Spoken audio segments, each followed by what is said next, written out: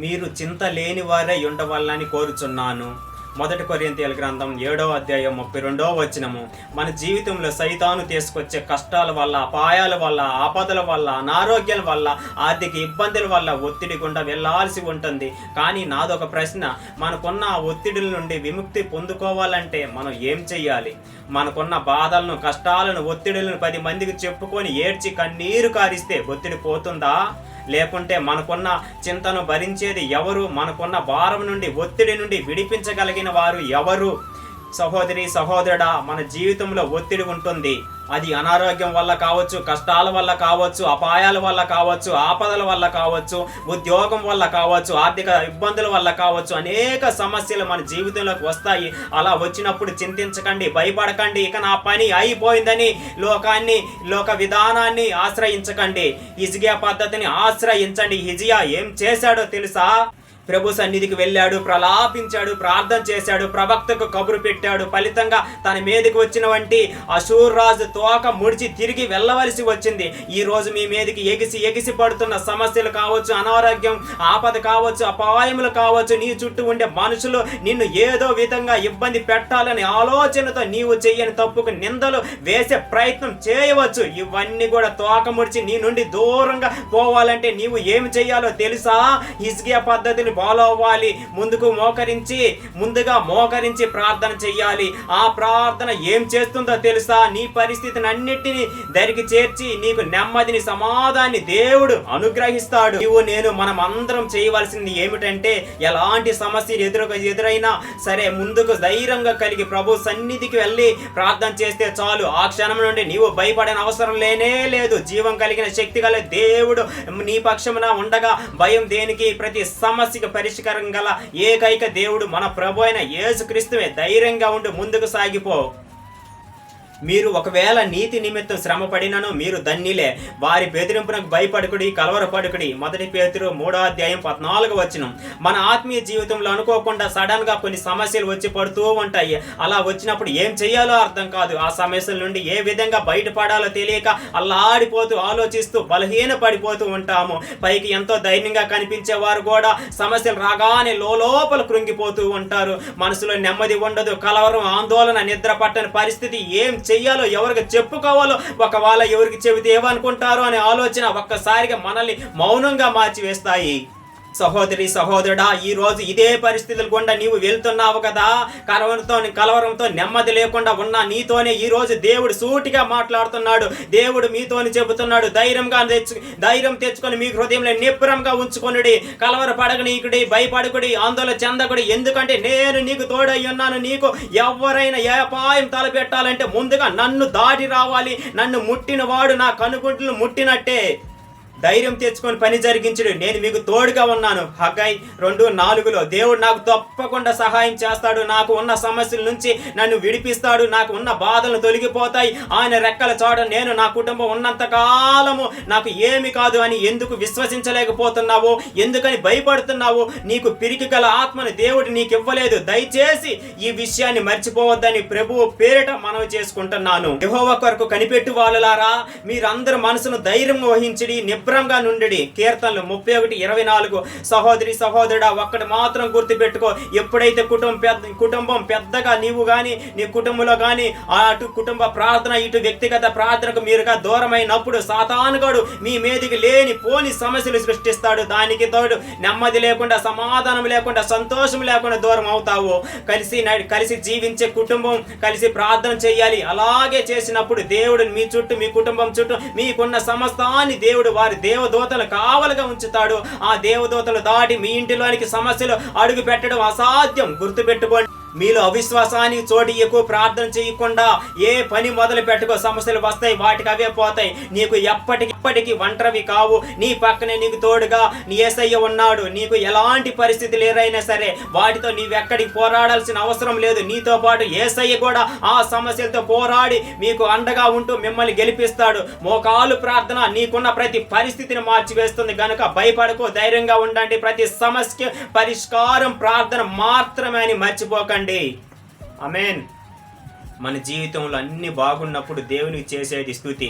కానీ మన పరిస్థితులు మనకు విరుద్ధంగా ఉన్నప్పుడు దేవునికి చేసే స్తుతి యాగం అంటారు. మన పరిస్థితులు బాగున్నప్పుడే చేయటం కాదు, దేవుని ప్రార్థించటం కాదు. మన పరిస్థితులు ఏమైనా సరే ఆయన విడవక ఎల్లప్పుడూ మనకి ఏది జరిగినా, ఏ ఆపదలో ఉన్నా, ఏ బాధలో ఉన్నా, ఏ కష్టంలో ఉన్నా ఆయన విడవకుండా ఎల్లప్పుడూ ఆయన స్తుతి యాగం చెల్లిస్తే ఆయన ఖచ్చితంగా నీ వైపు చూసి నీకున్న ప్రతి ఒక్క సమస్యను విడిపించి నీకు నెమ్మదిని సమాధానం దయచేవాడు అయి ఉన్నాడు ప్రభు అయిన యేసయ్య. ఆమేన్. దేవుడు మనిషిపై ప్రేమతో మనిషిని వెతుకుతున్నాడు. మనుషులు వారి అవసరాలు తీర్చుకోవడం కోసం దేవుణ్ణి వెతుకుతున్నాడు. నిస్వార్థమైన యేసయ్య ప్రేమ నువ్వు ఏ స్థితిలో ఉన్న నిన్ను విడవక ఎడపాయక రక్షించువాడై ఉన్నాడు. కానీ మనుషులు వాళ్ళ అవసరాలను బట్టి ప్రతి అవసరాలను బట్టి దేవుని యొద్దకు వెళ్ళి నాకు ఇది అయ్యయ్యా, నాకు అది అయ్యా అని అడుగుతున్నారే. కానీ నీకు ఏ స్థితిలో ఉన్న దేవుని అలవర్చుకోవటం నేర్చుకోవాలి. నువ్వు ఏ స్థితిలో ఉన్న దేవుని విడవక మరవక ఎల్లప్పుడూ ఆయన ప్రేమను కోరుకోవాలి. నీవు ఆ స్థితిలో ఉంటే ఖచ్చితంగా దేవుడు నీకు తోడై నీ ప్రతి ఒక్క అవసరతలో నిన్ను విడిపించి రక్షించువాడై ఉన్నాడు. ఆమేన్.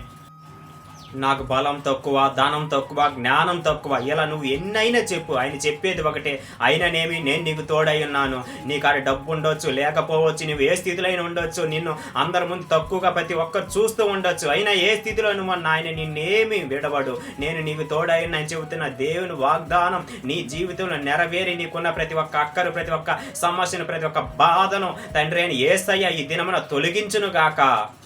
ఆమేన్. God bless you. నిన్ను ఏదో అన్నారని బాధపడుతున్నావా? పాపం చేయని క్రీస్తే బాధపడినప్పుడు పాపం చేసిన మనం బాధపడితే తప్పేంటి? సహించుట ధర్మమే. ఈ లోకంలో క్రీస్తుని ఏ విధంగా ఎంతో మంది దూషిస్తూ, వేధిస్తూ, శోధిస్తూ ఇప్పటికీ ఆయన అనేక విధాలుగా బాధిస్తున్నారే. నువ్వు చేసే పాపం, నేను చేసిన పాపం, దాన్ని బట్టి మనుషులు ఏదో అన్నారని మనం బాధపడనక్కర్లేదు. మనల్ని క్రీస్తు ప్రేమిస్తే చాలు. ఈ లోక ప్రేమలు మనకు అవసరం లేదు, క్రీస్తు ప్రేమ మనకుంటే చాలు. ఆమేన్. గర్వము దేవుని దూతను దెయ్యముగా మార్చినది, వినయము మానవుని దేవుని కుమారునిగా మార్చినది.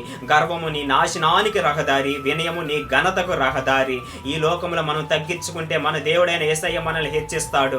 ఈ లోకంలో మనం హెచ్చించుకొని తిరిగితే దేవుడు మనల్ని ఈ లోకంలో తగ్గిస్తాడు. మనం ఏ కాడికి దేవుని యొద్ద తగ్గించుకొని జీవితం అమలు మార్చుకోవాలి. ఆమేన్.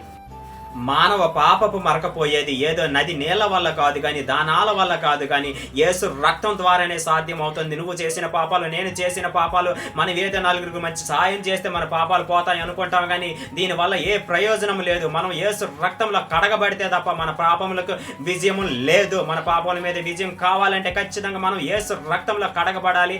యేసు ద్వారానే మనకు రక్షణ, సమాధానమై ఉన్నది. ఆమేన్.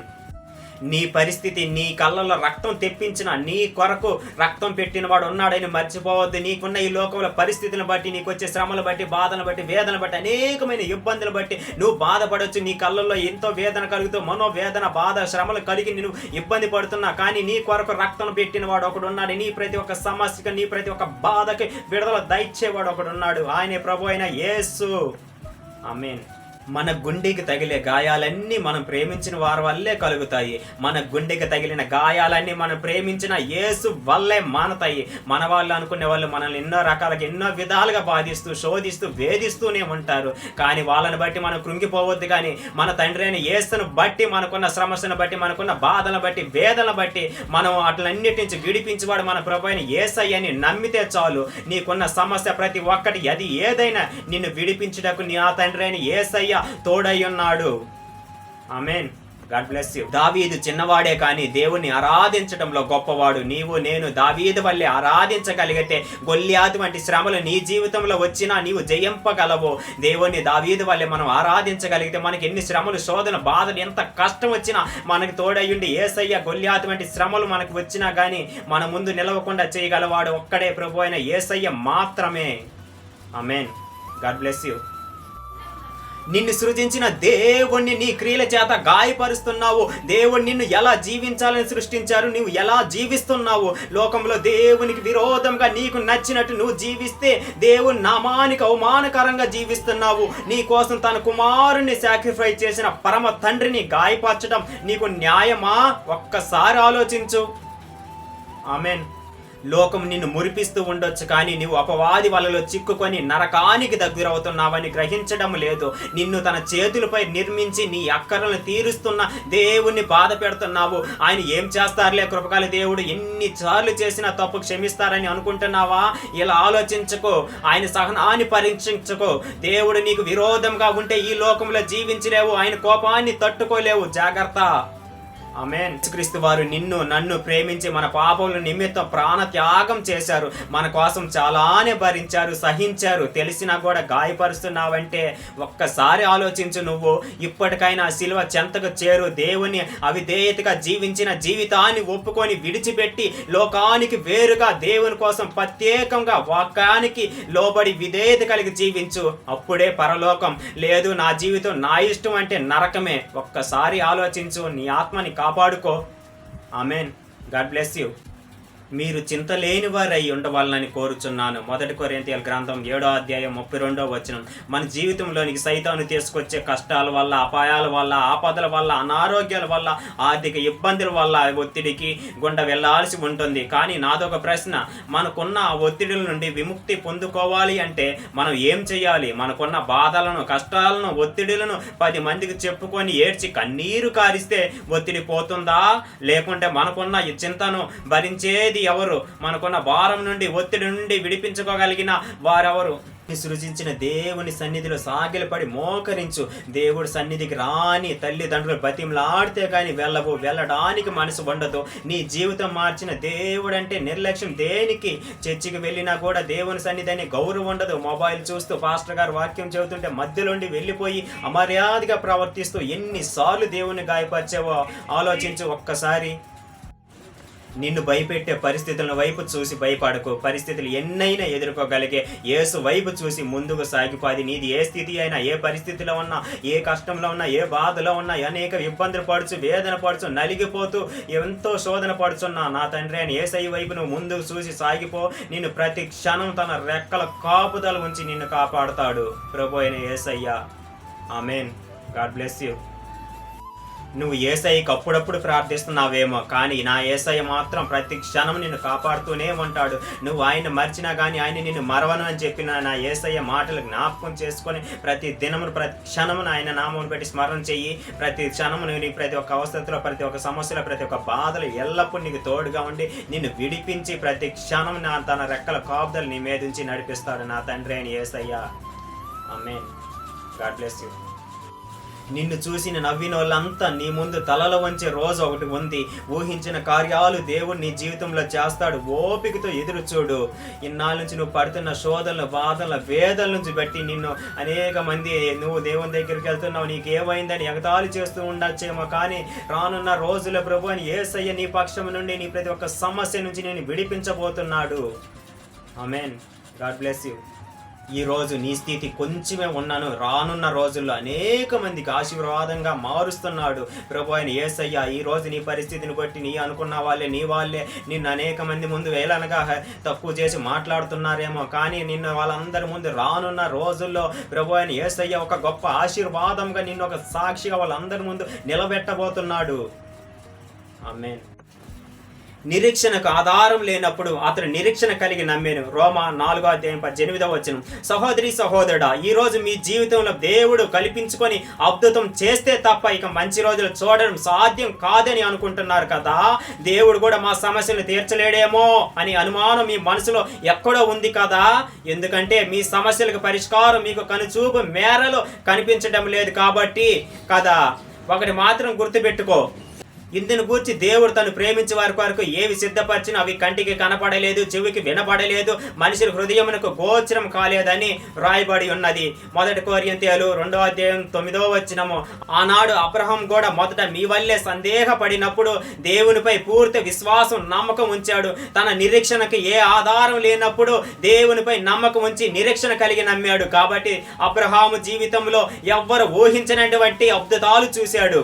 ఈ రోజు మీరు కూడా దేవునిపై నమ్మకం ఉంచి విశ్వాసంతో ప్రార్థన చేయండి. మీ జీవితంలో పరిష్కారం లేని తీరని సమస్యలు ఉన్నటువంటి వాటిని దేవుడు పరిష్కరించబోతున్నాడు. అలాగే మీ కుమారు విషయంలో కూడా మీరు ఊహించిన వాటికంటే అద్భుత కార్యాలు, ఆశ్చర్య కార్యాలు జరగబోతున్నవి. మీరు కన్నీళ్లతో చేసిన ప్రతి ప్రార్థన యేసయ్య విన్నాడు. ఇప్పటి నుండి మీకన్నీ మంచి రోజులే. మనం చూడడానికి కొరకు నిరీక్షణ ఎడల ఓపికతో దాని కొరకు కనిపెట్టుకుందాము. రోమా 8:25. ఎందుకనగా మనం ఎదురు చూసే ఈ నిరీక్షణ మనల్ని ఎప్పుడు సిగ్గుపరచబడదు. మనకు అనుగ్రహింపబడిన పరిశుద్ధాత్మ ద్వారా దేవుని ప్రేమ మన హృదయంలో కుమ్మరింపబడి ఉన్నది. రోమా 5:5. వాగ్దానం చేసిన వాడు నమ్మదగిన వాడు గనక నిరీక్షణ విషయమై మనం మెప్పు కొనినది నిశ్చలముగా పట్టుకొందుము. హెబ్రీ 10:23. ఆమేన్. యెహోవా భక్తులారా, మీరందరూ ఆయన ప్రేమించుడి. యెహోవా విశ్వాసులను కాపాడును, గౌరవంగా ప్రవర్తించే వారికి ఆయన గొప్ప ప్రతీకారం చేయును. కీర్తనలు 31:23. కొంతమంది అధికారాన్ని బట్టి గర్వం ఉంటుంది, మరి కొంతమందికి అందాన్ని బట్టి గర్వం ఉంటుంది, ఐశ్వర్యాన్ని బట్టి గర్వం ఉంటుంది, ఇంకొంతమందికి ఆత్మీయతను బట్టి కూడా గర్వం ఉంటుంది. గర్వం ఎప్పటికీ ఆశీర్వాదం కాదు, నాశనానికి ముందు గర్వం నడుస్తుంది. జాగ్రత్త. నువ్వు ఎక్కడ పని చేస్తున్నావో అక్కడ పని మాత్రమే చేయడం కాదు, ప్రభు పరిచర్యను కూడా చేయాలి. ఏమిటి ఆ పరిచర్య? ప్రభు యొక్క ప్రేమను, క్షమను, దయను, విశ్వాసాన్ని, దయాలత్వాన్ని, మంచితనాన్ని, నీ దీర్ఘశాంతాన్ని, అనగా దేవుడు కలిగి ఉన్న లక్షణాలు. నిజమైన దేవుడు అంటే తెలియని వారికి ఆ దేవుని పరిచయం చేస్తావని దేవుడు నిన్ను ఆ పనిలో పెట్టాడు. సహోదరి, నీ భర్త మూర్ఖుడా, దుర్మార్గుడా? సహోదరా, నీ భార్య గయ్యాలి, మాటికి ఎదురు తిరుగుతుందా? అలాంటి భర్తను, అలాంటి భార్యను నీకు జత చేయడానికి కారణం తెలుసా? నీలో ఉన్న ఓర్పును, సహనాన్ని, ఆయన ప్రేమను క్రియల్లో చూపిస్తావని. ఒకవేళ క్రీస్తును పరిచయం చేయడానికి దేవుడు నీకు అటువంటి భార్యను, భర్తను ఇచ్చాడు. క్రీస్తు ప్రేమను పరిచయం చేయడానికి దేవుడు నీకు అటువంటి భర్తనిచ్చాడు. నీ ఓర్పుతో, సహనంతో, ప్రేమతో వారిని మార్చుకునే ప్రయత్నం చేయండి. అంతే తప్ప ఈ భర్తతో, ఈ భార్యతో వేగలేకపోతున్నానని చెప్పి విడిచిపెట్టడం, విడాకులు తీసుకోవడం అనేవి సమస్యకి పరిష్కారం కానే కాదు. వారిలో మార్పు రావాలన్నా, వారు పూర్తిగా మారాలన్నా ముందు నీలో ఉన్న లోపాలను సరిచేసుకో. ఆమేన్. సోమరి చీమల ఎద్దకు వెళ్ళకము, వాటి నడతలు కనిపెట్టి జ్ఞానము తెచ్చుకోము. సామెతలు 6:6. సహోదరి, సహోదరుడా, ఎప్పుడో నీవు బాగుపడాల్సి ఉంది, ఎప్పుడో నీవు స్థిరపడాల్సి ఉంది, ఎప్పుడో నీవు స్వస్థపరచబడాల్సి ఉంది, ఎప్పుడో నీవు ఆర్థికంగా వర్ధిల్లవలసి ఉంది, ఎప్పుడో నీవు ఉద్యోగాన్ని పొందుకోవాల్సి ఉంది, ఎప్పుడో వివాహం జరగాల్సి ఉంది, ఎప్పుడో నీకు సొంత గృహాన్ని కట్టుకోవాల్సి ఉంది, ఎప్పుడో నీ జీవితాన్ని నీవు అనుకున్నది సాధించవలసి ఉంది. కానీ ఈ రోజు వరకు ఎందుకు సాధించలేకపోయావో తెలుసా? నీలో ఉన్నటువంటి అవిధేయత, అవిశ్వాసం, అపవిత్రత నిన్ను వెనక్కి లాగేస్తుంది. కాబట్టి చేర్చుకోవాల్సిన గమ్యానికి చేరుకోలేకపోతున్నావు. దీని అంతటి కారణం తెలుసా? నీకు చేద్దామని ఆశ ఉంటుంది, కానీ నీలో ఉన్న సోమర్తనాన్ని బట్టి రేపు చేద్దాంలే అని, ఇప్పుడు కాదులే, ఇంకా టైం ఉందిలే అని ఆలోచించుకుంటూ కాలాన్ని నెట్టుకొస్తున్నావు. కాబట్టి నీ జీవితంలో పైకి ఎదగలేకపోతున్నావు, ఇతరులతో పోటీ పడలేకపోతున్నావు. ఇలా ఎంతకాలం నీ తోటి స్నేహితులు కావచ్చు, కొలీగ్స్ కావచ్చు, నీకన్నా 1000 రెట్లు స్పీడ్గా జీవితంలో దూసుకుపోతున్నారు. కనీసం వారిని చూస్తున్నా నీలో మార్పు రాదా? ఇద్దరు వ్యక్తులు అడవిలోకి వెళ్ళారు. వారితో కూడా తీసుకువెళ్ళిన తుపాకు గుండ్లన్నీ అయిపోయి వేటాడువారు కానీ ఏమి దొరకలేదు. బాగా అలిసిపోయారు. ఒక చెట్టు కింద కూర్చొని నిద్రపోతున్నప్పుడు కాస్త ప్రశాంతంగా ఉంటుంది అని వారి కాళ్ళకు ఉన్న బూట్లు తీసి పక్కన పెట్టేసి గురక పెట్టి నిద్రపోతున్నారు. ఈ లోపు అకస్మాత్తుగా ఒక పులి గాండ్రిస్తూ వచ్చింది. ఆ గాండ్రిపు శబ్దాన్ని వీళ్ళిద్దరు నిద్ర లేచారు. లేచిన వెంటనే ఒకడు గబగబా తన బూట్లు తీసుకొని కాళ్ళకు వేసుకుంటున్నాడు. అప్పుడు ప్రక్కన ఉన్నవాడు అంటున్నాడు, ఏంట్రా నువ్వు పులి కంటే వేగంగా వెళ్ళిపోదామని అనుకుంటున్నావా? అప్పుడు ఆ తెలివైన వాడు అంటున్నాడు, నేను పులి కంటే వేగంగా పరిగెట్టాల్సిన అవసరం లేదు, నీకంటే వేగంగా పరిగెడితే చాలు. అతని టార్గెట్ ఏమిటంటే పులి కంటే వేగంగా పరిగెట్టడం కాదు, తన పక్కన ఉన్నటువంటి వానికంటే వేగంగా పరిగెట్టగలిగితే చాలు పులి బారిని తప్పించుకోవడానికి. సహోదరి, సహోదరుడా, నీ జీవితంలో పైకి రావాలంటే నీవు సింహములతోనూ పులులతోనూ పోరాడాల్సిన అవసరం లేదు, పరిగెట్టాల్సిన అవసరం లేదు, అంతకంటే లేదు. నీవు ఉద్యోగం చేసేట కావచ్చు, నీవు చదువుకున్న స్కూల్లో కావచ్చు, కాలేజీలో కావచ్చు, నీవు చేసే వ్యాపారం చేసే చోట కావచ్చు, నీతోటి వారికంటే నీవు చురుగ్గా ఉంటే చాలు. నీవు జీవితంలో పైకి వస్తావు. నీ పక్కన కూర్చున్న వారికంటే నువ్వు బాగా చదివితే చాలు, నువ్వు పైకి వస్తావు. నీతోటి వ్యాపారుల కన్నా నువ్వు కష్టపడి తెలివిగా నీతిగా వ్యాపారం చేస్తే చాలు, నీవు వ్యాపారంలో పైకి వస్తావు. చురుగ్గా ఉండుట గొప్ప భాగ్యం అని బైబిల్ చెబుతుంది. నా యందును మీరును మీ యందు నా మాటలు నిలిచి ఉండిన ఎడల మీకేది ఇష్టమో అడుగుడి, అది మీకు అనుగ్రహింపబడెను. యోహాను 15వ అధ్యాయం 7వ వచనం.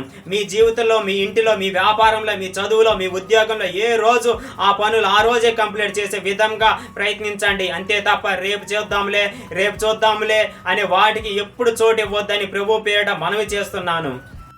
వివాదం అధికం కాకమునిపే దాన్ని విడిచిపెట్టుము. కొన్ని సందర్భాల్లో భార్యాభర్తల మధ్య కానీ, బంధువుల మధ్య కానీ, అటు స్నేహితుల మధ్య కానీ మాట పెరిగి చిన్న వివాదాలు రావడం సహజం. అలా వచ్చినప్పుడు ఆ వివాదం అధికం కాకమునిపే వాటిని విడిచిపెట్టడం మీ క్షేమం. గొడవలకు ప్రధాన కారణం కోపం. ఆ కోపం మీలో ఉన్నంత కాలం మీరు ప్రశాంతంగా ఉండలేరు, అటు కుటుంబ సభ్యుల్ని ప్రశాంతంగా ఉండనివ్వరు. కోపం మానము, ఆగ్రహం విడిచిపెట్టుము. కీర్తనలు 37:8. కోపం మీకు, మీ కుటుంబానికి కీడు చేస్తుందే తప్ప మేలు చేయదు. ఆ కోపాన్ని మీరు ఎంత త్వరగా విడిచిపెడితే అంత మేలు. అందరితో సమాధానం కలిగి ఉండాలి. నిన్ను వలె నీ పొరుగువాని ప్రేమించవాలని బైబిల్ చెబుతుంది. ఈ రోజు మీరు ఎవరితో అయితే సమాధాన పడలేక ఇబ్బంది పడుతున్నారో దానిని దేవుడు చూస్తున్నాడు. వారితో త్వరగా సమాధాన పడడానికి ప్రయత్నం చెయ్యండి. ఎందుకంటే ఈ లోకంలో తప్పు చేయని వారు ఒక్కడు కూడా లేరు. ప్రతి ఒక్కరు తెలుసో తెలియక తప్పులు చేస్తూనే ఉంటారు. ఇది సహజం. దేవుడు మీరు చేసిన తప్పులు క్షమించాలంటే మీ పట్ల చేసిన వారిని మీరు తప్పక క్షమించాలి. ఇలా క్షమించిన వారే క్షమించబడతారు. ఈ రోజు దేవుడు మీతోని సూటిగా మాట్లాడుతున్నాడు. కంటికి కనిపించే నీ తోటి సహోదరుడనే నీవు ప్రేమించలేకపోతే కంటికి కనబడని దేవుని నీవు ఏ విధంగా ప్రేమిస్తున్నావని చెప్పగలవు?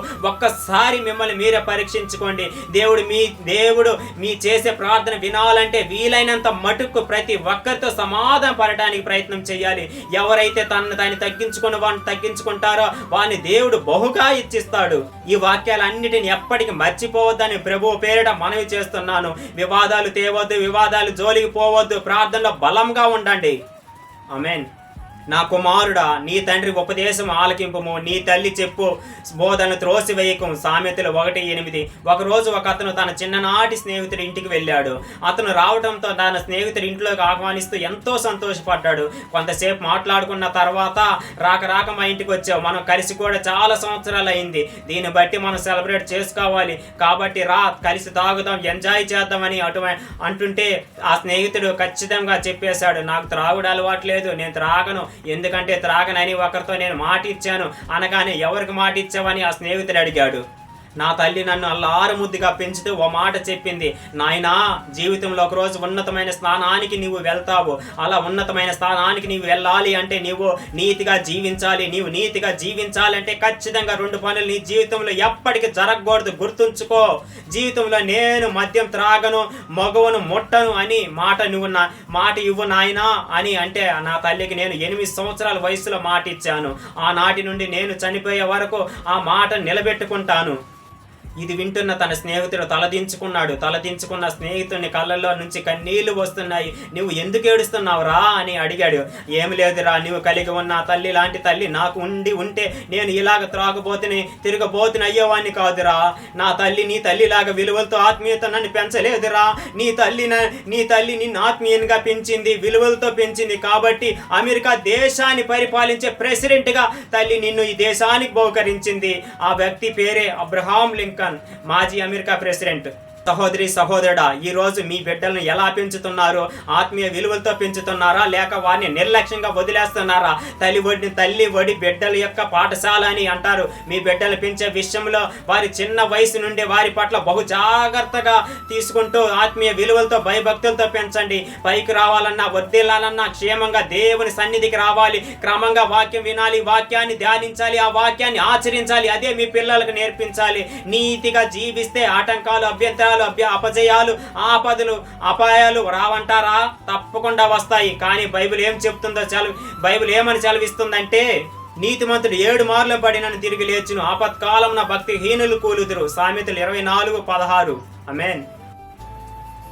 వారి దుఃఖమునకు ప్రతిగా సంతోషం ఇచ్చి వారిని ఆదరించేదను, విచారం కొట్టివేసి నేను వారికి ఆనందం కలుగు చేస్తాను. ఇర్మియా 31:13.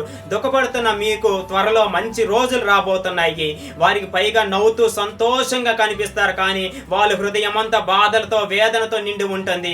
ఎవరికి చెప్పుకోలేని బాధను వారు అనుభవిస్తూ ఉంటారు. హృదయంలో భారాన్ని మోస్తూ ప్రతి క్షణం బ్రతుకుదామా లేక చనిపోదామా అన్నట్టు గడుపుతూ ఉంటారు. కొందరు దుఃఖపడేది ఇరుగు పొరుగు వారికి కూడా కూడా తెలియదు.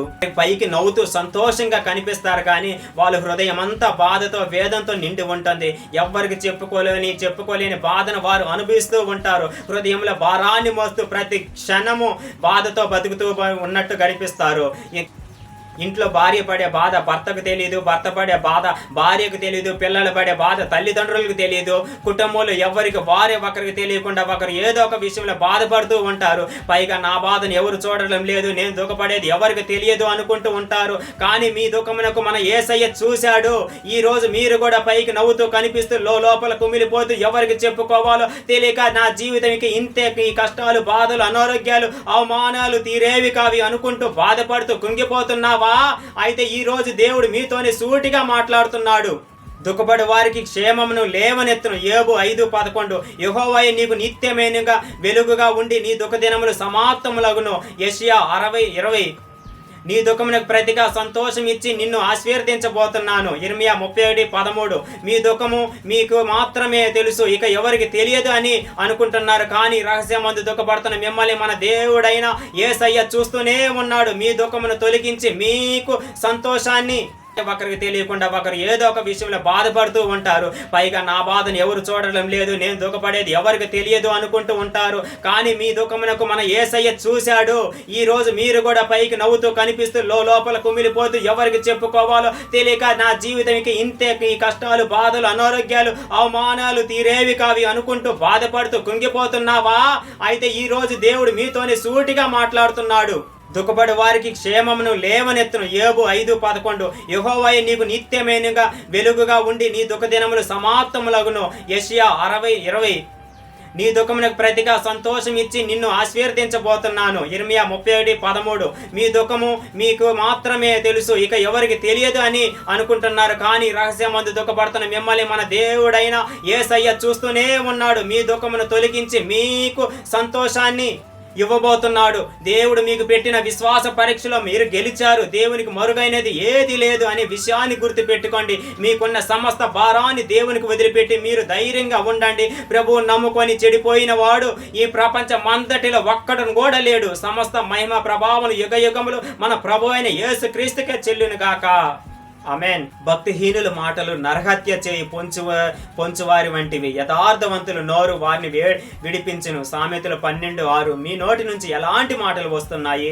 బాధలు ఉన్న వారికి కొంతమంది వారి మాటలతో ఇంకా బాధిస్తూనే ఉంటారు, నిరుత్సాహపరుస్తూ ఉంటారు. ఇక నీకు ఏమి రాదు, నీకు ఏమి చేత కాదు, నీ జీవితం ఇంతే, నువ్వు బాగుపడవు అంటూ మాట్లాడుతూ ఉంటారు. కత్తిపోటు వంటి మాటలు పలుకుతూ ఉంటారు. సామెతలు 12:18 వారి మాటలతో గుచ్చి చంపేస్తూ ఉంటారు. ఇది ఎక్కడి రాక్షసుని ఆనందమో ఎవ్వరికి అర్థం కాదు. బాధల్లో ఉన్న వారికి బలపరిచే మాటలు రావాలి, కానీ కృంగిపోయిన వారిని లేవనెత్తే మాటలు రావాలి. చనిపోదాం అనుకున్న వారు కూడా బ్రతకాలి అనుకునేలా మాట్లాడాలి. అంతేగాని బ్రతికున్న వారిని కూడా చచ్చిపోయేలా కఠినమైన మాటలు మాట్లాడకూడదు. ఒకప్పుడు నేను బాధలో ఉన్నాను, కృంగిపోయాను, మీ మాటలు నన్ను చాలా ధైర్యపరిచాయి, ఆదరించాయి, బ్రతికించాయి, బాగు చేశాయి, నన్ను పైకి లేపాయి అని ఇతరులు మీ గురించి ఒక మంచి సాక్ష్యం ఇచ్చేలా మాట్లాడండి. ముందు ఇలాంటి పరిస్థితిని ఎదుర్కోవాల్సి వస్తుంది తెలియదు గనక అలాంటి పరిస్థితులు మీకు ఎదురైనప్పుడు మీకు కూడా ఆదరించేవాడు, బలపరిచేవాడు, ధైర్యం చెప్పేవారు కావాలి గనక ఇప్పుడు మీరు ఇతరులను బలపరిస్తే ఇతరులు మిమ్మల్ని బలపరుస్తారు. గుర్తుంచుకోండి, మన ప్రభు అయిన యేసయ్య మనకు తోడుగా ఉండగా మనకు వచ్చే శ్రమలను బట్టి, బాధలను బట్టి, అవమానాలను బట్టి మనం దిగులు చెందాల్సిన అవసరం లేదు. కానీ ప్రతి క్షణం నీకు నాకు తోడయ్యుండి ప్రతి ఒక్క విషయంలో ఎల్లప్పుడూ మనకు తోడయ్యుండి నడిపించేవాడు మన తండ్రి అయిన యేసయ్య. ఇప్పుడు నీకు అనేక బాధలు కలగవచ్చు, వేదనలు కలగవచ్చు, అనేక ఇబ్బందులు కలగవచ్చు. రానున్న దినములో నిన్ను అనేక మందికి ఒక సాక్షిగా నిలబెట్టి ప్రతి ఒక్క విషయంలో నీకు తోడయ్యుండి నీ కలుగుతున్న బాధలు బట్టి నిన్ను విడిపించేవాడు అయి ఉన్నాడు. దేవుడు నీ జీవితంలో కార్యాలు చేయడం మొదలు పెడితే వాటిని ఆపడం ఎవ్వరి వల్ల కాదు. నీ యేసయ్య మీద ఎప్పటికి విశ్వాసం విడిచిపెట్టకు. ఇప్పుడు నీ కలుగుతున్న శ్రమను బట్టి, బాధను బట్టి దేవుడి మీద సనుక్కుంటూ గొనుక్కుంటూ ఉన్నావేమో. రానున్న దినములో నీకు ఒక గొప్ప కార్యములు నీ జీవితంలో ఎప్పటికీ అందరి ముందు నిన్ను ఒక సాక్షిగా, బలమైన సాక్షిగా ప్రతి ఒక్క మనిషి ముందు నిన్ను నిలవబెట్టబోతున్నాడు. నీ శ్రమను బట్టి, నీ బాధను బట్టి నీ దినమున నువ్వు బాధపడుతున్నావేమో. రానున్న రోజుల్లో నా తండ్రి అయిన యేసయ్య నీ పక్షం నుండి నీ ప్రతి ఒక్క కార్యాన్ని సఫలపరచు గాక. ఆమేన్. నరకంలో చేసే ప్రార్థన దేవుడు వినడు. పరలోకంలో ప్రార్థన అవసరమే లేదు. ప్రార్థన అవసరమైంది కేవలం భూమి మీద ఉన్న భక్తులకే. ప్రార్థన సజీవుల కొరకే, క్షమాపణ సజీవులమైన మనకే, రక్షణ మన కొరకే. ప్రార్థన ప్రతి క్షణము ప్రతి దినము అనుదినమును దేవుని వైపు చూస్తూ మనం మొరపెట్టాలి. నరకంలోకి వెళ్ళి ప్రభువా నన్ను రక్షించు, ప్రభువా నన్ను కాపాడంటే దేవుడు అక్కడ మనల్ని చూడడు. కానీ ఈ లోకంలో ఉన్నప్పుడే మన స్థితి గతిని మార్చుకొని ప్రభు అయిన యేసు వైపు చూసి ఈ లోకంలో ప్రార్థిస్తే ప్రభు అయిన రక్షకుడు ప్రాణపీడని యేసయ్య నీ పక్షమున నా పక్షమున ఉండి మన ప్రతి ఒక్క అవసరతను, ప్రతి ఒక్క బాధను, ప్రతి ఒక్క శ్రమ నుంచి విడిపించేవాడై ఉన్నాడు. ఆమేన్. నిన్నుగా ప్రేమించేవారు ఈ లోకంలో ఎవరైనా ఉన్నారంటే నీకై ప్రాణం పెట్టిన ప్రభు అయిన యేసుక్రీస్తు వారు మాత్రమే. ఎంత గొప్ప ప్రేమ, అపారమైనది, నిస్వార్థమైనది, మాటల్లో వర్ణించలేది. ఈ లోకంలో ప్రేమలో పడి దేవునికి వ్యతిరేకంగా పాపం చేస్తూ దేవుడు నీపై చూపిస్తున్న కృపను వ్యర్థం చేసుకుంటున్నావు. జాగ్రత్త. ఈ లోక మనుషుల ప్రేమ అవసరాలను బట్టి, నీ ఆస్తి అందాన్ని బట్టి ప్రేమిస్తారు. ఇది నిజమైన ప్రేమ కానే కాదు. ఇది తాత్కాలికమైన ప్రేమే. శాశ్వతమైన ప్రేమతో నేను నిన్ను ప్రేమించుచున్నాను. ఇర్మియా 31:3. నడుచు మార్గం అంతట్లో నీ దేవుడైన యెహోవా నీకు తోడై ఉన్నాడు. యెహోషువ 1:9. యెహోవా నీకు మేలు కలుగునట్లు నిన్ను వర్ధిల్లింపజేయును. ఏ అపాయం రాకుండా యెహోవా నిన్ను కాపాడును. కీర్తనలు 12:17. యెహోవా నిన్ను ఆశీర్వదించి నిన్ను కాపాడును కాక. సంఖ్యాకాండం 6:24. నీ గొప్ప ఆదరణ నా ప్రాణముకు నెమ్మది కలుగు చేయుచున్నది. కీర్తనలు 94:19. నే బ్రతికి ఉన్నానంటే అది కేవలం నీ కృపా. ఈ స్థితిలో ఉన్నానంటే అది క్రీస్తు మహాకృపా. నీ ప్రేమ బలమైనది, నీ మాట విలువైనది. నీకు తోడయ్యుండి నిన్ను ఆశీర్వదింతును. ఆదికాండం 26:3. దేవుడు నీ జీవితంలో ఏం చేస్తున్నాడో నీకు అర్థం కావట్లేదు అనుకుంటున్నావా? ఒకరోజు దాని రిజల్ట్ నువ్వు ఖచ్చితంగా అనుభవిస్తావు. ఈ రోజు కష్టంగా ఉండొచ్చు, బాధగా ఉండొచ్చు, గుండె బరువై ఉండొచ్చు, ఎక్కి ఏడుస్తూ బాధపడుతూ నన్ను విడిపించు ప్రభువా, నాకు సహాయం చేయి ప్రభువా, నాకు జవాబు ఇవ్వు ప్రభువా అని నువ్వు ఎంతో బాధపడుతూ ప్రార్థన చేస్తున్నావు. కానీ నీకు సమాధానం దొరకడం లేదు. అయితే ప్రభు ఏమంటున్నారంటే, నేను చేయుచున్నది నీకు ఇప్పుడు తెలియదు, కానీ ఇక మీదట నువ్వు తెలుసుకుందువు. నేనిచ్చే సమాధానం నీకు ఆశీర్వాదకరంగా, సంతోషంగా ఉంటది. కాబట్టి భయపడొద్దు, ధైర్యంగా ఉండు. దేవుడు నీ పట్ల దాచి ఉంచిన కార్యములను బలంగా పొందుకుంటావు. God bless you. ఆమేన్. ఆత్మీయతలో పడిపోయి ఉన్నావా?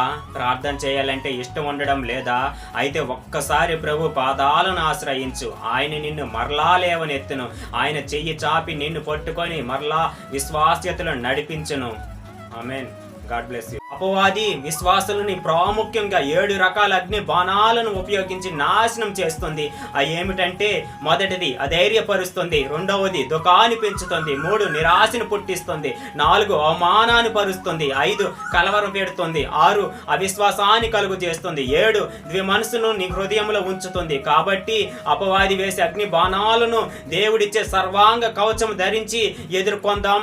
అపవాది కుతంత్రములను ముందుగా గుర్తించి జాగ్రత్త కలిగి ఉందాం. ఆమేన్. God bless you. విశ్వాసిగా మార్పు పొందిన ప్రతి ఒక్కరూ శిష్యునిగా మార్చబడాలి. సంఘం నందు శిష్యులుగా తీర్చిదిద్దబడిన తర్వాత వారు ప్రభువునకు అనేక మందిని శిష్యులుగా సిద్ధపరచాలి. ఇది మానవ నియమం కాదు, కానీ దేవుని నియమమే. మీరు సర్వలోకమునకు వెళ్ళి సర్వ సృష్టికి సువార్త ప్రకటించుడని, సర్వ సృష్టికి సువార్త ప్రకటించుడు అని సమస్త జనములకు ఆయన శిష్యులుగా చెయ్యుడని ఆయనే చెబుతున్నాడు. కాబట్టి విశ్వాసిగా ఉన్న నీవు శిష్యునిగా రూపుదిద్దుకోవాలి. అలాగ జరగని రోజున నీ జీవితం అసంపూర్ణ. యేసు ప్రభును చూచి ఆనాడు జనులు ఎందుకు ఆయనను వెంబడించారంటే, ఏదో గొప్పవారితోనూ ఉండడం, మేడల్లో ఉండడం, హోదాలో ఉండడం వలన కాదు. రోగుల ఎడల ఆయన చేసిన క్రియలను చూసి బహుజనులు ఆయన వెంబడించిరి. అనగా ఆయన చేసిన ఘనమైన కార్యముల వల్లే అనేక పాదములు ఆయనతో కలిసి నడిచినట్లు చేశాయి. ఆమేన్. God bless you. మనం ఎలాంటి నిర్ణయం కలిగి ఉండాలి? పౌలు వల్లే గతించిన వాటిని మర్చి ముందుకు సాగాలి. దావీదు వల్లే సహాయం కొరకు దేవుని వైపు కనులెత్తి చూడాలి. అబ్రాహాము వల్లే స్థిరమైన హృదయము, దేవుని యందు విశ్వాసం ఉంచాలి. ఆనోకు వల్లే అనుదినము పరలోకపు తండ్రితో సహాసం కలిగి ఉండాలి. యోబు వల్లే అన్ని పరిస్థితుల్లో సహనం కలిగి ఉండాలి. యోసేపు వల్లే పాపమునకు దూరంగా ఉండాలి. గిద్యోను వల్లే మిత్రుల సంఖ్య తగ్గిపోయినా ముందుకు కొనసాగాలి. మోషే వల్లే నాయకత్వం కలిగి ప్రజలను దేవుని దగ్గరికి చేర్చాలి. ఆమేన్. God bless you. నీ జీవితంలో ఎటువంటి పరిస్థితులు ఎదురైనా, నీ బ్రతుకు సమస్యల సుడి గుండంలో చిక్కుకుపోయినా, అర్థం లేని ప్రశ్నలతో నీ ఆలోచనలు ప్రశ్నార్థకమైన అన్నిటికీ పరిష్కారం యేసు ఒక్కడే. అన్ని పరిస్థితుల్లోనూ చక్కదిద్దగలవాడు. ఎండిపోయిన నీ జీవితాన్ని చిగురింపజేయగలవాడు. నిరాశతో మిగిలిన నీ హృదయమును ఆశలను పుట్టించగలవాడు యేసు ఒక్కడే. ఆమేన్. God bless you. నువ్వు ఎదుర్కొంటున్న ప్రతి పరిస్థితి ద్వారా కొన్నిటిని నేర్పించాలని దేవుడు కొన్ని పరిస్థితులు నీ జీవితంలోకి అనుమతించాడు. కాబట్టి నీ స్థితి మీద కాకుండా నీ పరిస్థితి నీకు నేర్పిస్తున్న దాని మీద దృష్టి ఉంచి పెట్టగలిగితే దేవుడు ఎంత గొప్పవాడో నువ్వు తెలుసుకుంటావు. దేవునిపై నీకున్న విశ్వాసం బలపడుతుంది. ఆమేన్. God bless you. బలహీనపరిచే మనుషుల వైపు చూడక నీ ప్రతి విషయంలో నీకు తోడుగా ఉండి నిన్ను బలపరిచి నీ దేవుని వైపు చూడు. నీ పరిస్థితి ఏదైనా, నీ స్థితి ఏదైనా నిన్ను విడిచిపెట్టేవాడు కాదు. ప్రభు అయిన యేసయ్య, నువ్వు ఏ స్థితిలో ఉన్న నిన్ను ఆయన పాదాల చెంతకు వెళ్ళి నువ్వు మనసారా ఆయనకి మొరపెడితే ఆయన నిన్ను తన రెక్కల చాటు నిన్ను భద్రపరిచి నీకు తోడయుండి నీకు సహాయం చేయవాడై ఉన్నాడు. ప్రభు అయిన యేసయ్య. ఆమేన్. ఉపవాసం అంటే ఏంటి? అన్నం తినకుండా ఉంటే ఉపవాసమేనా? ఇంకేం చేయాలి? లోకమును నుండి వేరయి ప్రత్యేకపరుచుకొని దేవుని సమీపమున నివాసము చేయటయే ఉపవాసము. కనుక దేవునికి దగ్గరగా ఉండటం వాడికి ఇష్టం లేదు. మనల్ని ఏం చేస్తాడు? దేవునికి దగ్గరగా ఉండకుండా చేయనోడి పడవేస్తూ ఉంటాడు. పిల్లరా, ఈ శోధన, ఈ అరణ్య శోధన ద్వారా వారు ఏం చేస్తున్నారంటే దేవునినే శోధిస్తూ ఉన్నారు. దేవునినే వారు అపవాది చేత శోధించబడుతున్నారు. ఇది శోధన వల్ల. అందుని బట్టి వారు ఏం చేస్తున్నారు? దేవుడిని, దైవజనులైన మోషే అహరోనుని శోధిస్తున్నారు. మనం ఎప్పటికి కూడా ఎవరిని శోధించకూడదు? దేవుణ్ణి శోధించు. ఈ 16వ అధ్యాయములో ఆహారం కావాలని శోధించారు. 17వ అధ్యాయంలోకి వచ్చేసరికి నీరు కావాలని శోధించారు. ఇక్కడ నిజంగా వారికి ఆహారము కొరత ఉందా అమ్మా? ఆహారం కొరత ఉందా? చూడండి, అక్కడ 16వ అధ్యాయం 3వ వచనంలో వారు ఏం అడుగుతున్నారు చెప్పండి.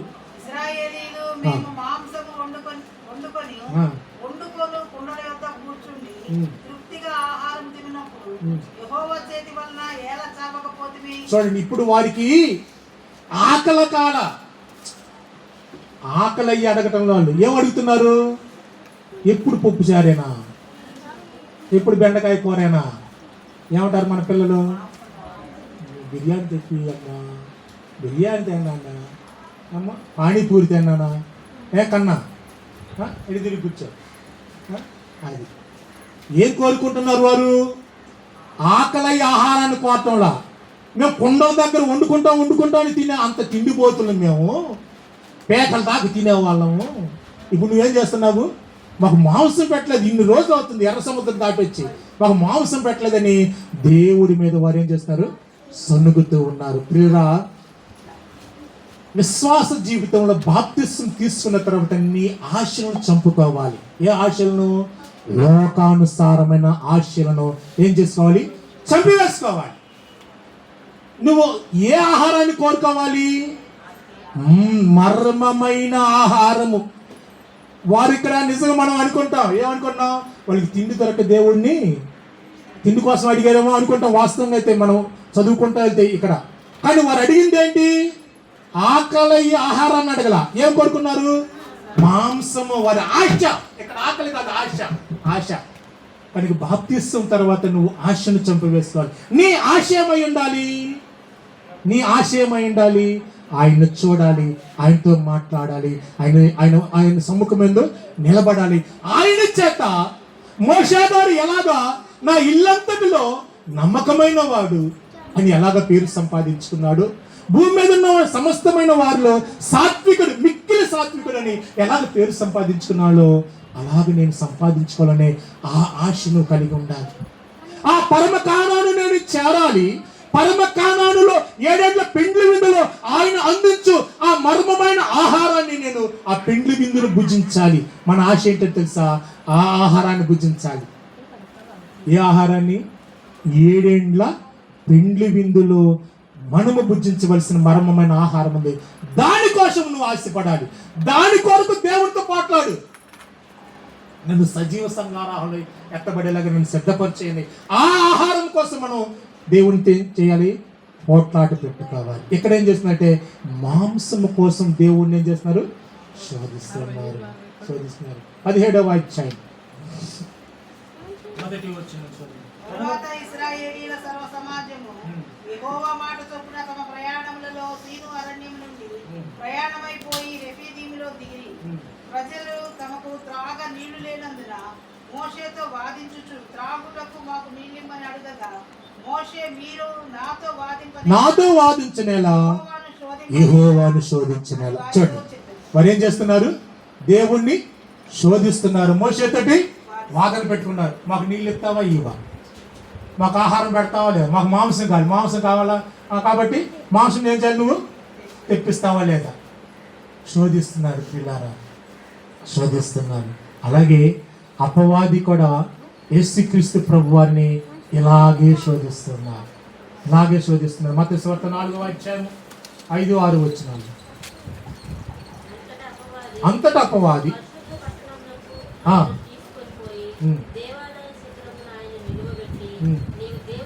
నీవు దేవుని కుమారుడు అయితే కిందకు దుముకుము,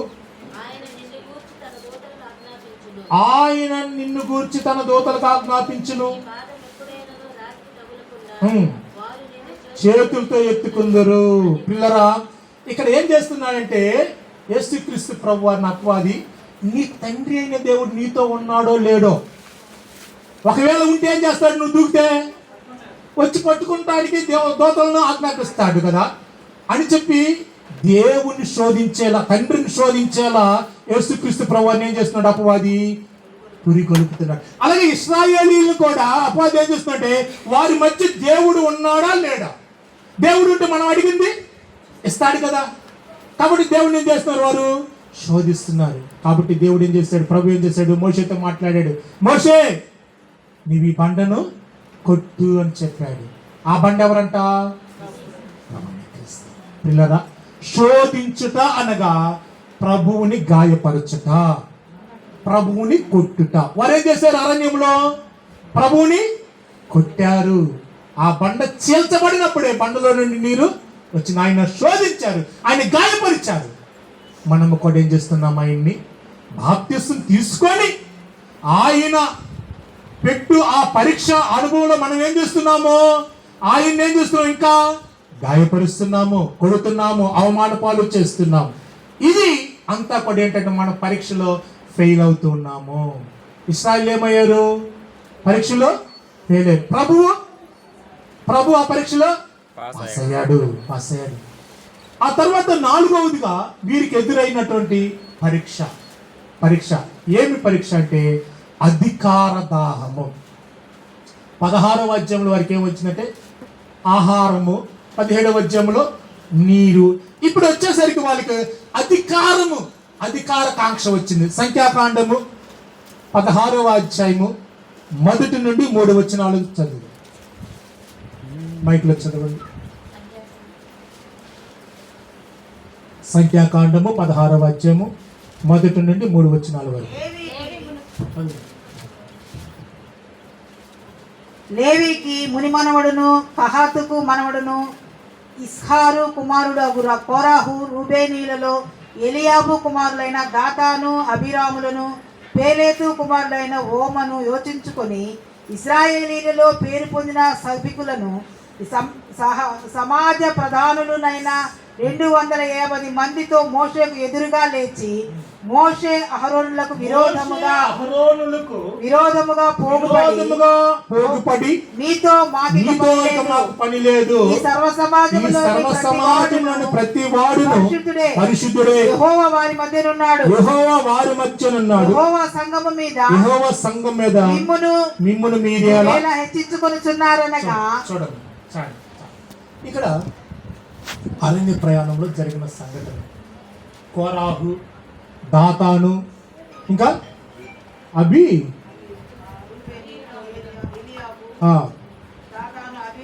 అభిరాములు, వీరు నలుగురు, వారి కాక 250 మంది. వీళ్ళందరూ ఏం చేస్తారంటే పోగు పడ్డారు.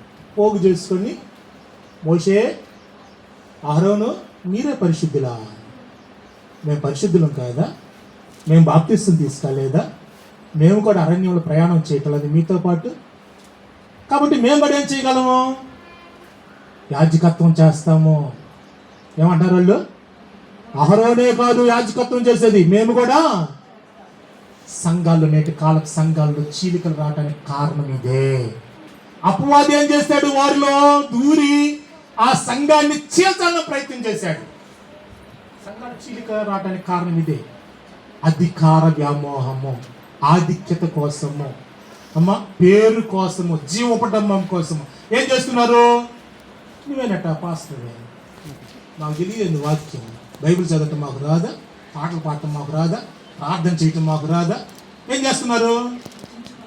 హెచ్చించుకొని ఆ వారిని ఏం చేస్తాట. అప్పుడు ఆ కోరాహు, దాతాను వారు ఏం చేశాడు? 250 మందిని చీల్చుకున్నాడు. చీల్చుకొని వెళ్ళి పక్కకెళ్ళి నేను ఆరాధన చేసుకుంటాను అంటున్నాడు. సంఘాలు కూడా అలాగే ఉన్నాయి. సంఘముల్లో సాతాను గలిబిలి చేస్తున్నాడు. అప్పుడు మోషే గారు ఏం చేశారు? మోషే గారికి ఉన్న ప్రాముఖ్యమైన లక్షణం, ప్రతి సమస్యకు పరిష్కారం అక్కడ దేవుని సన్నిధి. దేవుని సన్నిధి, దేవుని సన్నిధి, దేవుని సన్నిధిని ఆశ్రయించి దేవుని అడిగారు. వారందరేమో 200 మంది, 50 మంది దోపాత్రలు తీసుకున్నారు దోపం వేయడానికి. మేము యాజకత్వం చేస్తామన్నట్టుగా వారందరినీ సమకూర్చాడు. మీరు తర్వాత చదువుకున్న ఆ అధ్యాయం అంతా మీకు తెలిసింది. పూగు చేసి తిరుగుబాటు చేసేకి దేవుడు ఏం చేశాడు? అహరోన్ను, మోషే గారు నియమించింది ఎవరు? వారికి వారు ఉన్నారా? దేవుడే చెప్పాడు, నీ అన్న అయిన అహరోన్ను ప్రధాన యాజకుడిగా అభిషేకించమని, ఇశ్రాయేలు మీద నాయకుడిగా నువ్వు అని చెప్పి దేవుడు నియమించాడు. దేవుడు నియమించిన వారు, దేవుడి చేత అభిషేకించబడిన అహరోను మీద వీరు తిరుగుబాటు చేశారు. దేవునికి కోపం రగులుకుంది.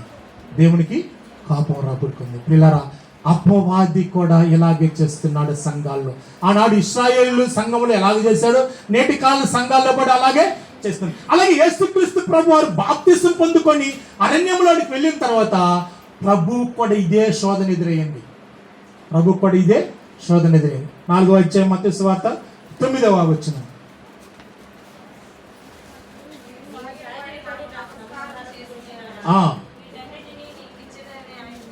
చూడండి, బాప్తిసం తీసుకున్నాడు, అరణ్యంలోనికి వెళ్ళాడు ప్రభు, 40 దినాలు ఉన్నాడు. అప్పుడు ఈ 40 దినముల ఈ పరీక్షలో అపవాది ఏం చేస్తుందో తెలుసా?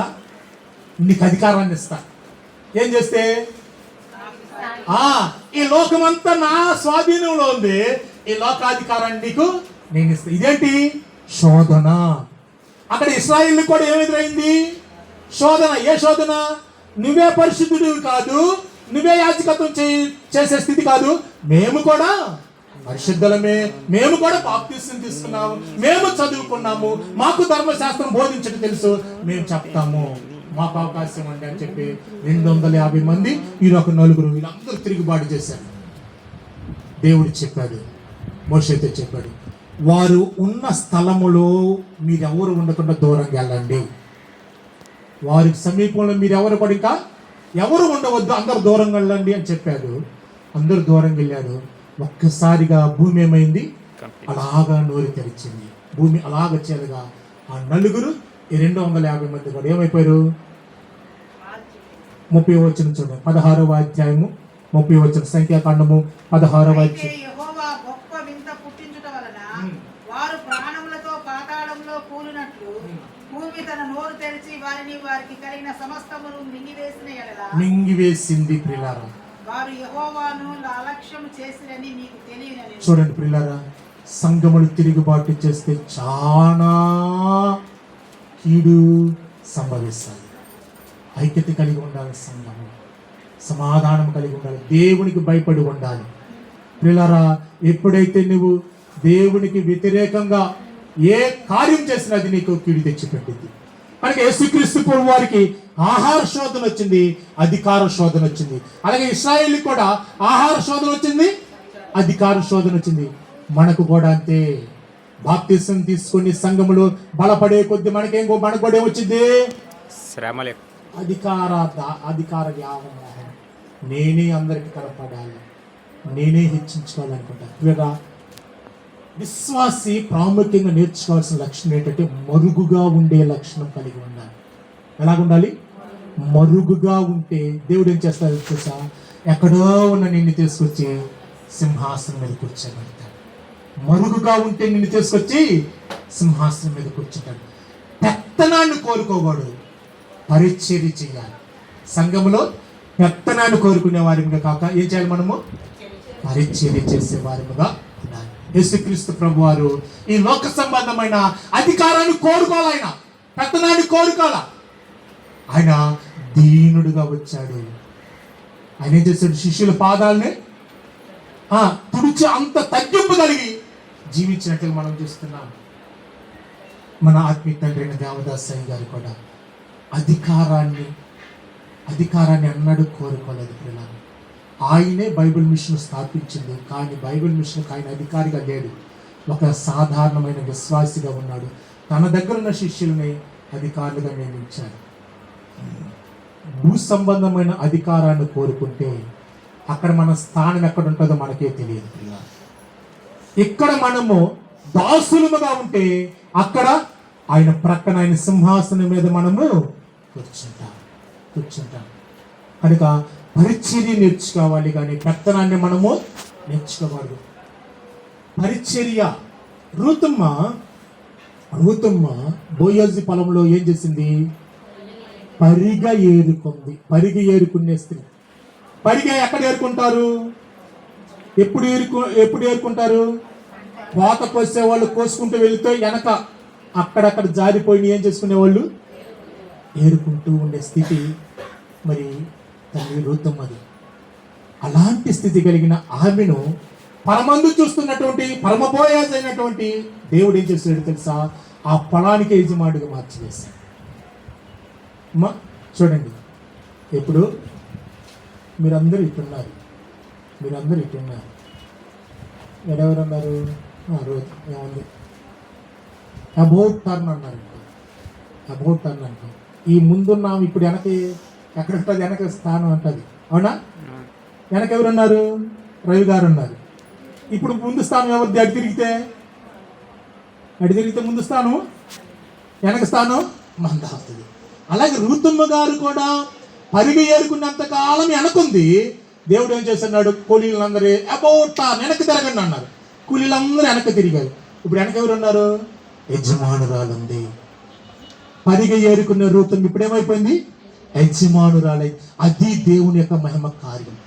దైవ సాన్నిధ్యంలో సంఘంలో నువ్వు పరిచర్య చేసే దానముగా నువ్వు ఉంటే రేపు పరలోకములో నీదే ఆధిక్యత, నీవే అధికారం. ఆయనతో పాటు యుగములు ఏం చేస్తాం? మనము పరిపాలన చేసేవారిగా ఉంటాం. కాబట్టి ప్రియులారా, పరీక్షా కాలం, బాప్తిస్తం తర్వాత విశ్వాసకి ఏంటంట? పరీక్షా కాలం. ఇది అరణ్య ప్రయాణం, అరణ్య యాత్ర. ఇది పరలోకపు యాత్ర. మనందరం కూడా ఏ యాత్ర చేస్తున్నాము? పరలోకపు యాత్ర. పరమకాలాన్ని చేరటకి ప్రయాణం కొనసాగిస్తున్నాం బాప్తిస్తం తీసుకుని. కనుక ఇప్పుడు మనందరికి వచ్చేది ఏమిటి? పరీక్షల రాక మానవు.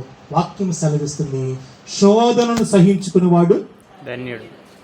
మనము ధన్యులుగా మారాలంటే శోధనలు మనలు చుట్టి వచ్చినా, సాతాను అంబులెన్ని తగిలినా, శోధనలు మనలు చుట్టి వచ్చినా, సాతాను అంబులెన్ని తగిలినా, భయము లేదు మనకిక ప్రభువు చెంతనుండగా.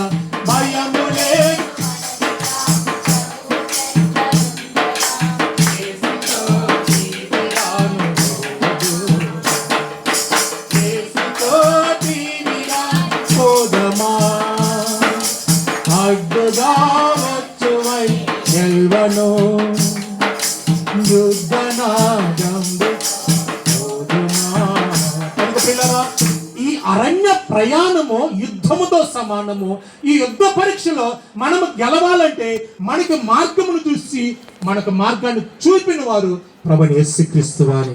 ఆయన కూడా బాప్తిస్మం తర్వాత అరణ్యములో పరీక్షలు ఎదుర్కొన్నాడు. అన్ని పరీక్షలు ఏం చేశాడు? ఆయన జయించాడు. యేసుక్రీస్తు ప్రభు పొందిన జయమే ఎల్లవారి కరుణ, కోరిన ఎల్లవారి కరుణ, వేడిన ఎల్లవారి కరుణ, యేసు పేరు నీ చిక్కులపైన వేసుకున్న జయము, జయమని రాసుకున్న జయము.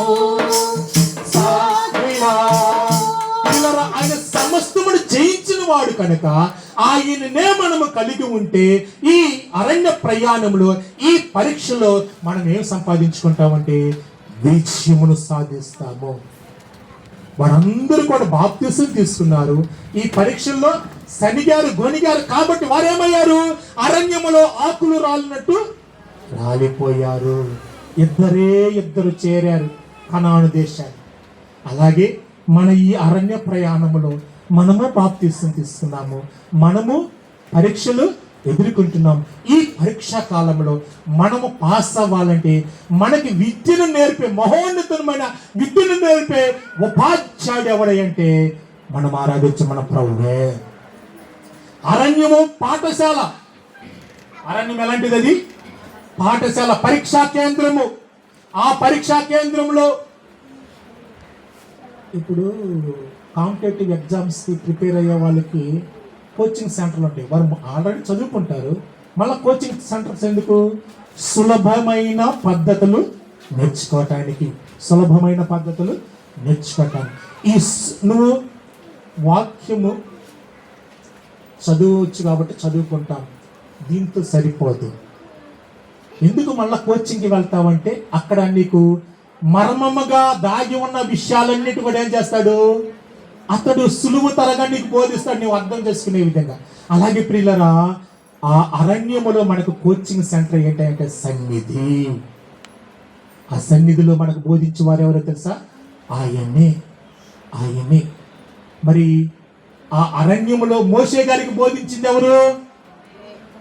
మోషే గారు దేవుని దగ్గర తెలుసుకొని ఆ బోధ ఎవరికి వినిపిస్తున్నారు? మోషే గారు ఇశ్రాయేలుకి వినిపిస్తున్నారు.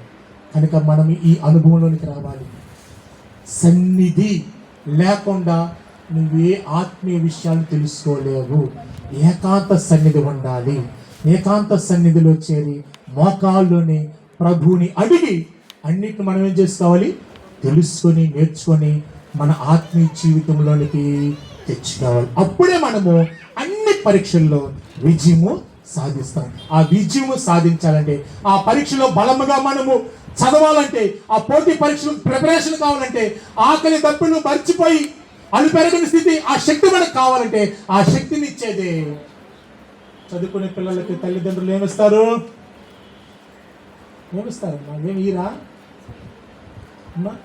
వాళ్ళకి ఆకలి అయితే తింటాను ముందుగానే అక్కడ స్నాక్స్ ఏర్పాటు చేస్తారు, పాలు, బాదం పాలు అవి ఏర్పాటు చేస్తారు. ఎందుకు? బిడ్డలు బాగా చదివి మనకి మంచి పేరు ప్రఖ్యాతులు తేవాలి. వాళ్ళు తిని బొజ్జు ఉంటున్నారు కానీ మనం అలాగ ఉండకూడదు. తిండి బోతులుగా ఉండకూడదు. మనము తిండి బోతులుగా ఉండకూడదు, కానీ అమూల్యవల్లి చురుకుదనం కలిగి ఉండాలి.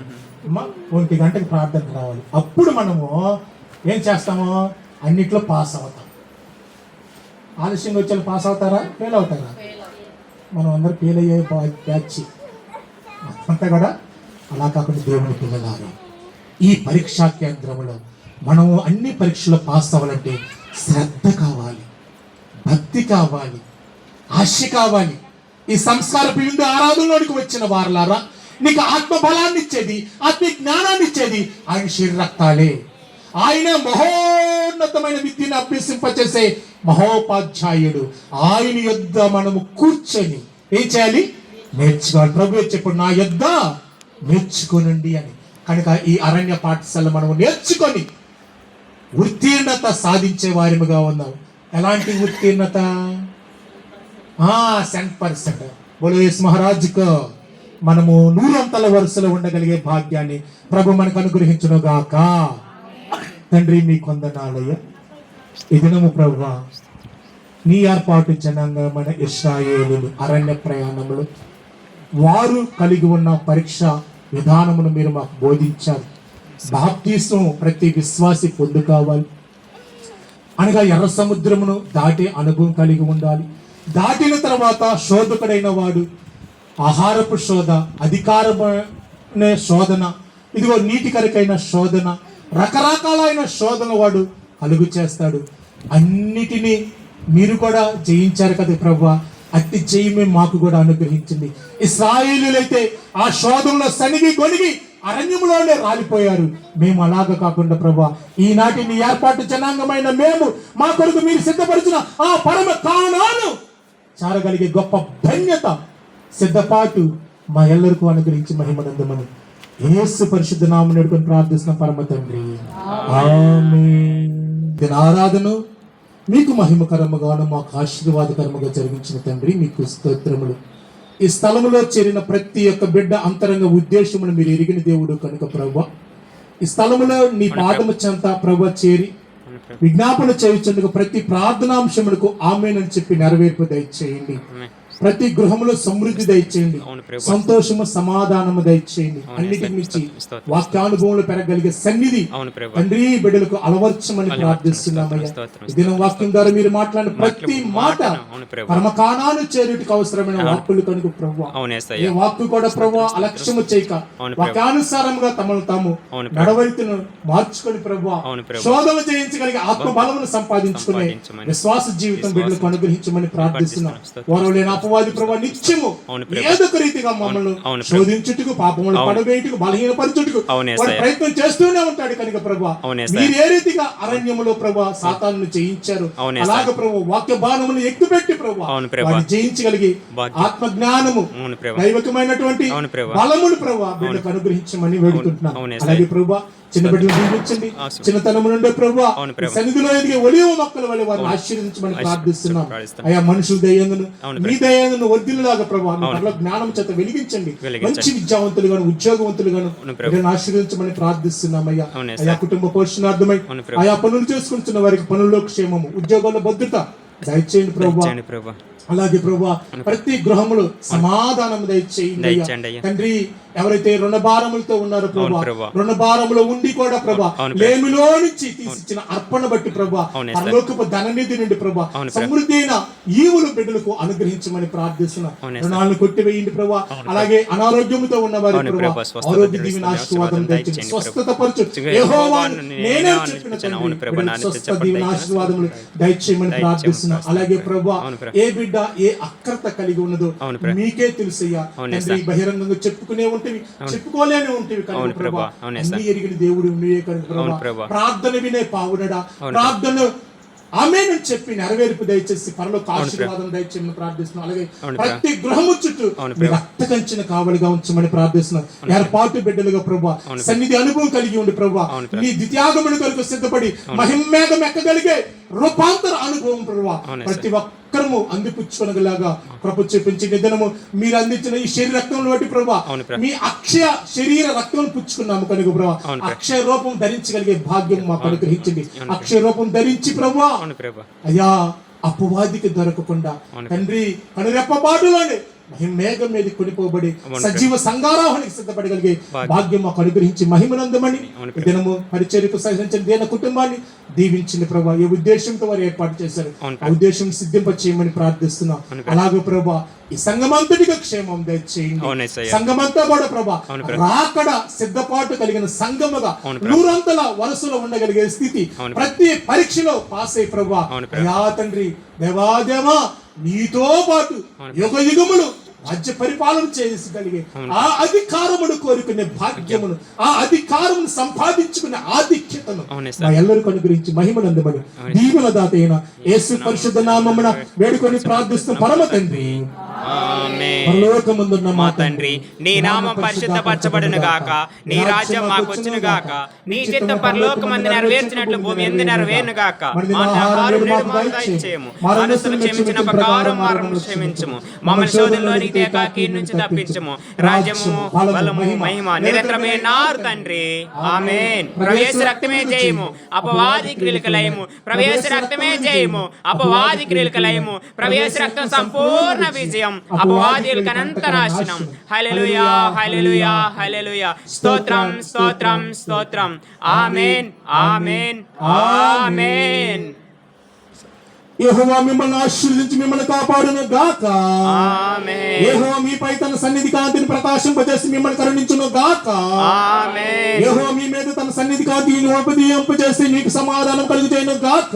ఆమేన్. ప్రభువైన యేసుక్రీస్తు కృపయు, దేవుని ప్రేమయు, పరిశుద్ధాత్మ సహవాసము కాపుదల ఇప్పుడు ఎల్లప్పుడూ ఆయన రాకడ పర్యంతము కాచి కాపాడి క్షేమం దయచేసి మహిమ మేఘమెక్క కలిగే ధన్యత సిద్ధపాటును త్రిత్వ తండ్రి మనకెల్లరికూ అనుగ్రహించును గాక. ఆమేన్. నీకును నీ సంగమునకు నిత్యమును జయము జయము. నీకును నీ సంగమునకు నిత్యమును జయము జయము. రక్షకానా వందనాలు, శ్రీ రక్షకానా వందనాలు.